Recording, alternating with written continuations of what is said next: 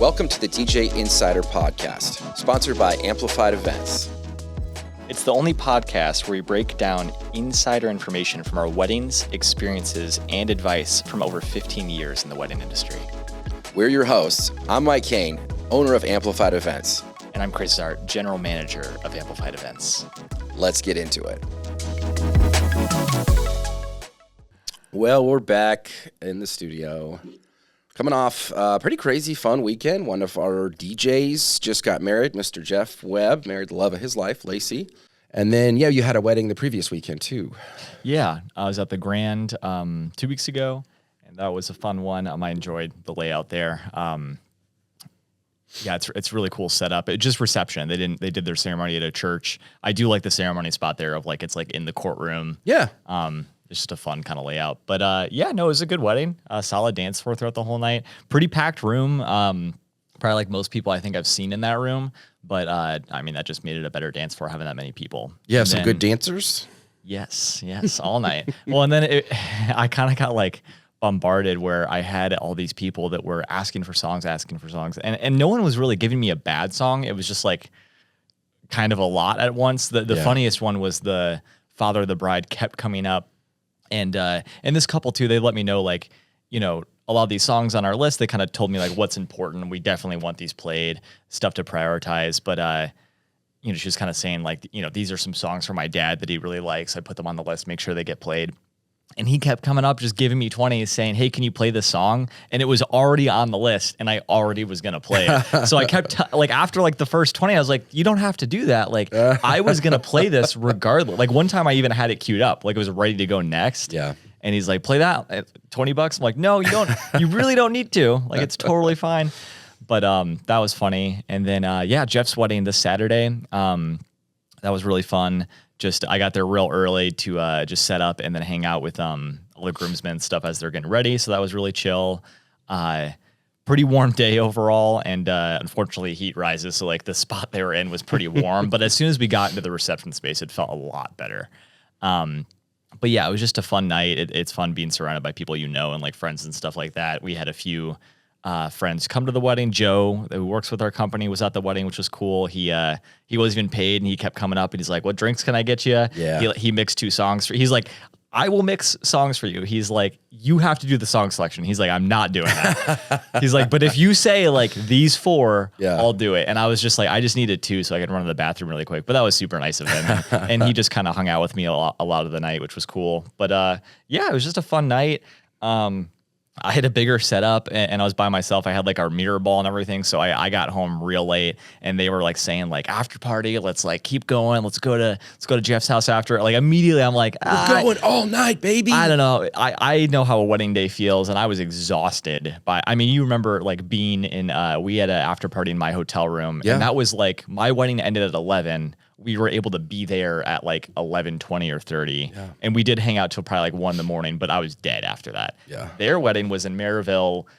We would have been getting to their house, but close to 1 would be the start time. So they were nope, calling it a night, way too tired, but really fun night overall.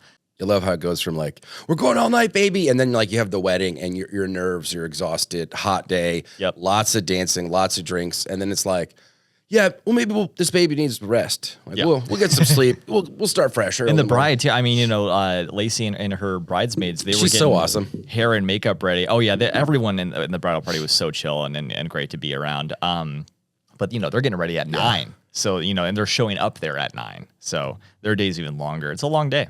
I wasn't there, but I of course have been involved in some of the planning. They've given me a lot of the details. Yeah.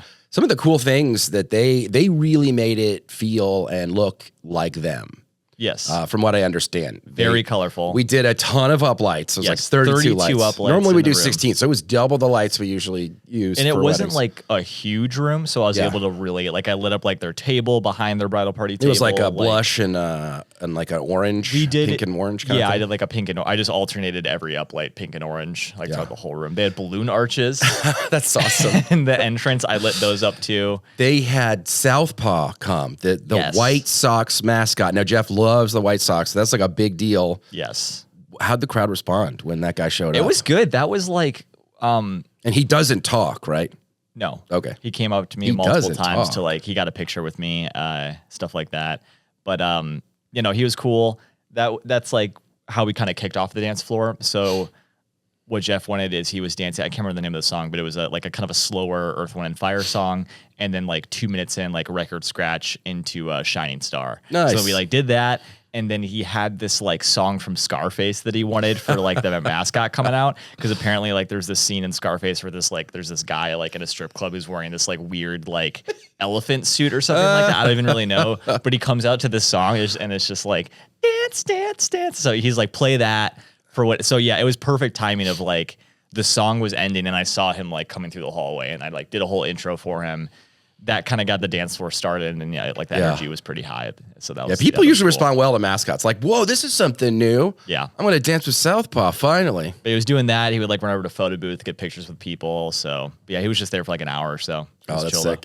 And then he said, I was looking at some of their ceremony songs. They had like kind of inside joke, but they were all like, instrumental versions of Yeah, different it was like songs. instrumental of the thong song. Yeah. So there was like that, or it was like, it was nice to listen to, and but if you really listen to it, you're like, oh yeah, this is like Blink-182, and this is like the thong song. And I'm trying to remember other ones. TikTok, like Usher. Like it was all like just funny like pop songs and stuff like that, and rap songs. Yeah. But there's some Incubus. I think there was like an Drive, Incubus, yeah. But a lot of stuff that's meaningful to them, and there's a few people in the crowd who would get the joke, Yes. but a lot wouldn't. The rest would just, assume this is just some good instrumental music for the ceremony. So. Jeff is really into WWE, and so Yes. some of his friends.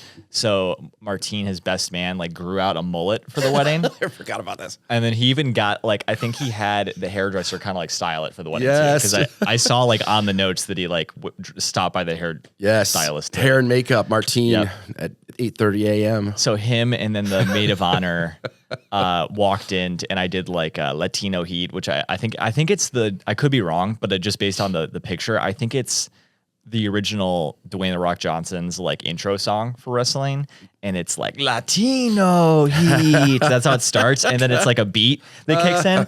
So we kind of like had it like work up, and then they came in. Yeah, it was fun. Oh, that that's was so cool. Yeah. So good floors, good times, and nice. Everyone was funny. Like Martine's speech was really funny. Jeff, I thought he was going to be more funny on the mic, and then he got like super emotional on the mic, which it was really sweet. So it was kind of nice. But no, it was just a fun night. He's a secret good guy. He's low key a pretty good dude. I had a wedding. It was really fun actually. We're in a backyard in Cherville. Nice. And it's an older couple. I think it was like a second marriage for the both of them or whatever. But they're like just crazy, madly in love. And they had their adult kind of kids there supporting them as part of the bridal party. And I love it because they cut out a lot of the typical stuff and they just made it their own. They had like a backyard. They have a really cool backyard. They have a pool, but it was closed. I'm like, oh, you should open that. She's like, I don't want anyone to drown. I was like, that's pretty good, actually. Alcohol, pool. Yeah. No lifeguard. I was like, that would be so, but apparently they had like a brunch pool party the next day on Sunday. Oh, cool. Which I was like, that's a cool way to kind of like celebrate the wedding and stuff. Yeah. Anyway, they had their kids involved.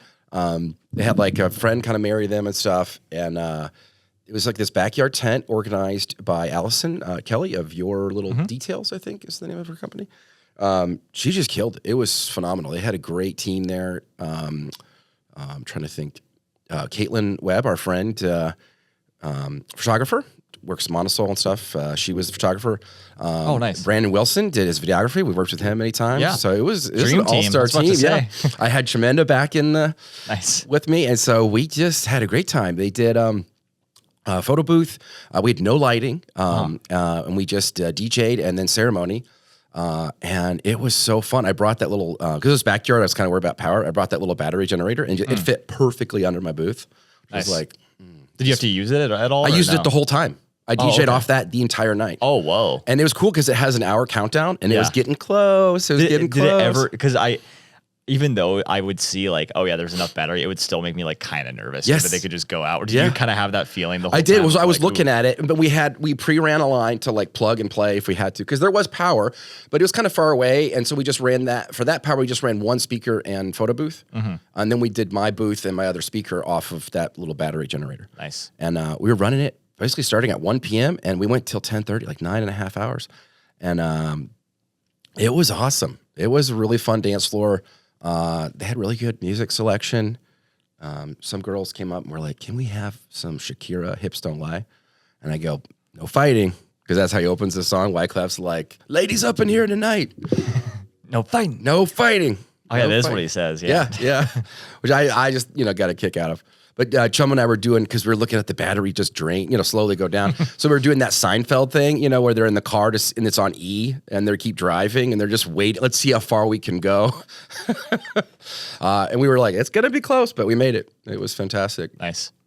But super fun. The introductions were hilarious because it was unintentional hilarious, but it was really cool. So his 2 adult sons, they came in, and then her son and daughter came in. They're both adults too. And they came in and did the champagne glass drink, like people do like a gimmick when they're intros. Right. And his champagne glass, her son's got caught in her daughter's hair, like wrapped up good. What? And so the music's still going, and it took them a good minute and a half to get it free. How does it even happen? It was because they both, when you walk in, You're like intertwined. and they intertwine, like jokingly romantic couples do. Well, the like cheers to us, they were just doing a fun cheers thing.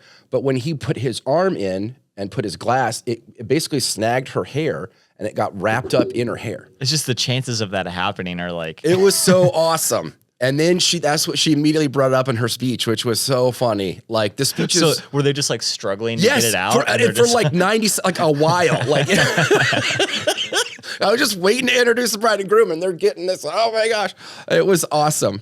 Totally by accident, and they were both laughing about it. Like It was really funny because it was totally. I've never seen that happen. Like, but it was really funny, and yeah, they brought up in the speech. The speeches were great. There was a lot of like, oh, he's a Cowboys fan, but she's a Bears fan. There's that kind of stuff. Apparently, they love like Cards Against Humanity, and it was really cool just to see the love, the laughter, and just such a fun, cool wedding to be a part of. I miss. I feel like it's rare doing weddings at like people's properties, and I really enjoy those types of weddings. It's such a better chill kind of a thing. It was hot. I'm sure it was pretty warm. Yeah, that was a really hot day. Oh, I forgot we had live music. Angelo came out. That's right. And you said played. that. Yeah, he crushed it, dude. It was cocktail great. hour. Yeah, or, dude, nice. he was doing some crazy stuff. Some Hall & Oates and a lot of the good. I heard some Lady Gaga in there. Yeah, he's good. He was tearing it up. But yeah, so fun. I'm excited. This one coming up. I'll be at this Friday, Saturday. I'll be at Dunes Pavilion. Oh, I haven't been there. beach. I haven't been there this year yet, actually. Ooh, I'm excited. I love getting on that beach. And then the couple wants to like more of like a cocktail lounge feel. So there's no, and that's kind of how they had it on this past Saturday. I remember talking to this couple. Where it's like food stations. Yes. And just people can come up and grab food, but it's kind of going for a few hours. Right. So it's not like a formal dinner. It's more like a cocktail party, Yes. which to me is so much more energetic. You're more on your feet more. It's less about this sit down formal dinner. It's more about let's socialize, let's move. There's such a change. It's such a weird thing that if you just don't have people sit and be served food, if they have to just go up and they can kind of eat, and if the feel is more cocktail lounge, to me, it just equals a better dance party, because part of the environment of the wedding is about moving, and so, yeah, they just want to have a great party. That's cool. And so I'm pretty excited. And that's kind of how it was Saturday too, is that same kind of, as a food station, you can go here and get some lake perch or mac and cheese or brisket or. That's how they my had some brother-in-law, pizza. Yeah. McGowan's, is doing their food. Dude. And they're going to do it that way. Like it's in a botanical garden, and they're doing stations of food like throughout. So you have to like walk around and like explore, and you just like stumble upon food along the way, I guess. So I love that. Cool. I love that. I think that's the move. I think there's still like tables and you could sit down and eat all that kind of stuff, but like they have just like stations and you just kind of grab and go, which is formal cool. dinner is awesome, but it's still, I think for party wise at weddings, it's very refreshing and fun to have at food stations. And I was wanting to work with that couple, but I was already booked, which I'm really happy for this week, and I'm excited. This couple, so this has been like a chain of events of, I did a wedding at Walden last year. That's right. And then I met two couples at the wedding that they were like, we want to book you and we want you as the DJ. And I'm like, okay, I already did one of the weddings. That was Brittany and Andrew. And that was like 2 months ago in June. And then this weekend I'm doing one, and it's like a little bit of a drive. I'm in Holland, Michigan. I think it's like 2 hours away, but it's at this like older mansion, and it's right outside. It's like kind of a tent setup that they have, but the property looks like gorgeous, and it's like this old building. I think the guests are allowed to go in the mansion too and just like walk around and stuff. Yeah. But I'm really excited to check it out and then work with this couple. And then my 2 previous couples, the one from last year and the one from 2 months ago, will be at this wedding. So it's like, just kind of stars align. But yeah, that'll be fun. Dude, that's going to be awesome. Forward to this one. Those are so fun. You kind of develop a little like, legacy is not the right term, but where it's kind of like, yeah, we did this wedding and we did this other couple's wedding. You can do entire like friend groups or family weddings. And I love it because the pressure's off because you already kind of know, they already like what you do.